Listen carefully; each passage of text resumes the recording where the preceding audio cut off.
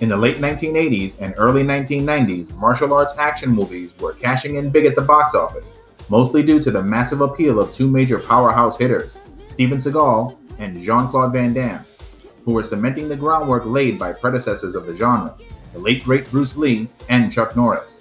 Throughout the 90s, there were many attempts by other film producers to cash in with their own martial arts action films with new talent, but none could really compete with Seagal and Van Damme.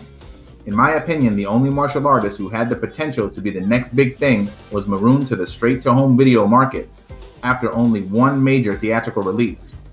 American Kenpo martial artist Jeff Speakman. Mad About Superheroes presents Retro Movie Review, The Perfect Weapon.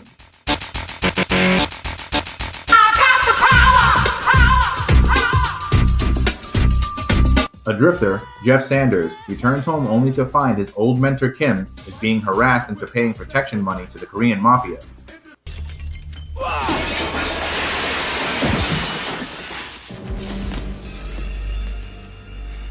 Is there a problem here? Yeah. Guess so.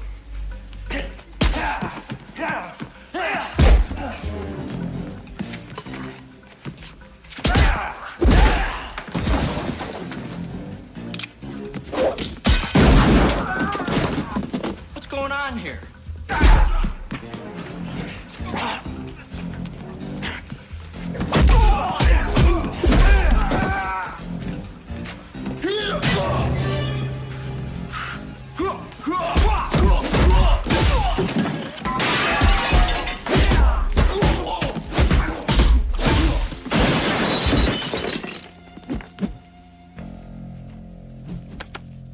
Soon after Jeff's return, his mentor is murdered by Yakuza assassin Tanaka.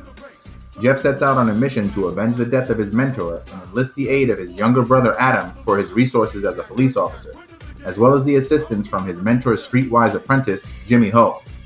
Caught between the long arm of the law and his own code of honor, Jeff heads towards a final showdown with the sadistic assassin Tanaka and the Yakuza.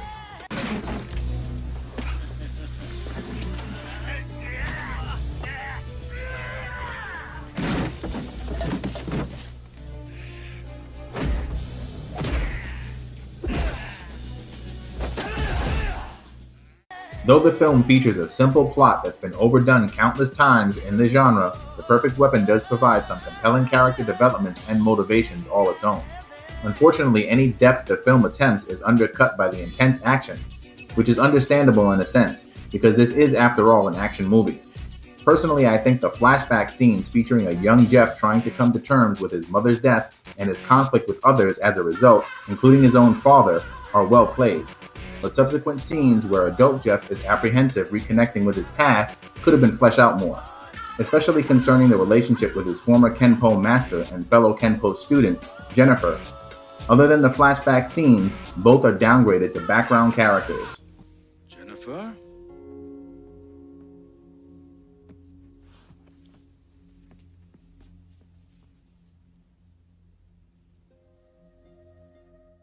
However, those are mere nitpicks. As said, this is an action movie, and in the action department, The Perfect Weapon excels. To give credit where credit is due, Jeff Speakman is absolutely fierce. In comparison to the bravado portrayed by other action heroes in the genre, playing a blue-collar everyman with a chip on his shoulder works for Speakman. Though this was Speakman's first starring role, it wasn't his first acting gig.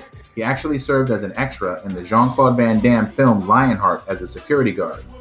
The Perfect Weapon also co-stars extremely talented veterans of their craft, such as Mako, who co-starred in Conan the Barbarian as the wizard Akiro, James Hong, who played the villain Lopan in the cult classic Big Trouble in Little China, Turo Tanaka, who some may remember from the Chuck Norris vehicle An Eye for an Eye, and Keri Hiroki Tagawa, who went on to have success as the villain in Showdown in Little Tokyo and more famously as the evil Shang Tsung in Mortal Kombat. The Perfect Weapon also features newcomers Dante Bosco, more widely known for his role as Rufio in the Steven Spielberg-directed film Hook, and Mariska Hargitay, who went on to have great success on the NBC primetime television series Law & Order SVU as Detective Olivia Benson. Unfortunately, Hargitay only has a bit part with no speaking lines. In my opinion, Jeff Speakman has as much martial arts talent as the genre's top box office draws of the era. and if given the chance could have developed into an on-screen persona comparable to the big names of the era.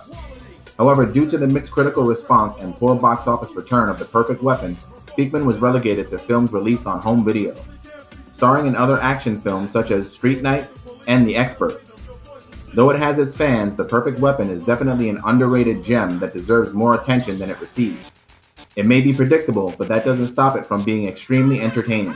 If you haven't seen it, I'd absolutely recommend checking it out. You won't be disappointed. The Perfect Weapon certainly lives up to its cool tagline, which reads, "No gun, no knife, no equal."